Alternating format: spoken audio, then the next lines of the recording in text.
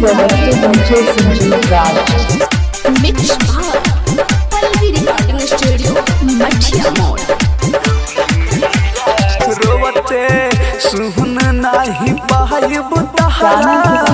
बोलिया के रोवते सुन नाही पाइब तहरा बोलिया के कहरा बनक चल DJ संजीव राज कहरा डोलिया के कहरा बनक चलब गोरी कहरा डोलिया के रोवते सुन नाही पाइब तहरा बोलिया के रोवते सुन नाही पाइब तहरा बन के चलब गोरी कहरा डोलिया के कहरा बन के चलब गोरी कहरा डोलिया के चौक पे शामिल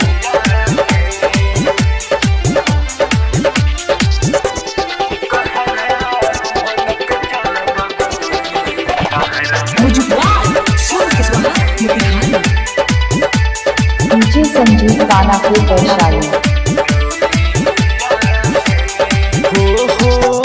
रोई हो न जहन खुश रही हो ससुराल में चिंता न करी हो जिले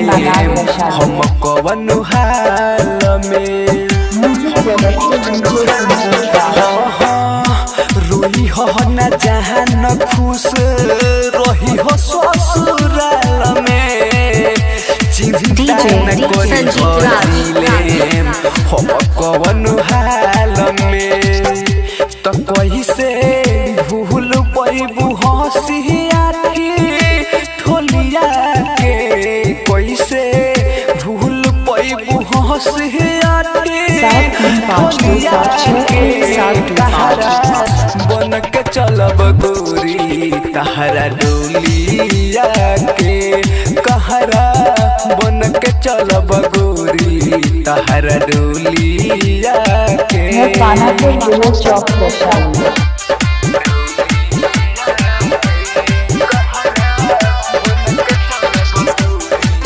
गाना किसी को रहेगा पर धमाका DJ संजीव राज के रहेगा। जई हो तो जहान चले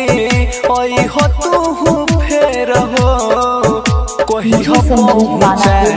दी है गुडू गोल दे न हो जई हो तो जहान चले ओई हो तू फेर हो कोई हो पहुंचा दी है गुडू DJ संजीव राज लाज रखी हो अमर जीत के है तू बोलिया के लाज रखी हो अमर जीत के है तू बोलिया बन के चलब गोरी तहरा डोलिया के कहरा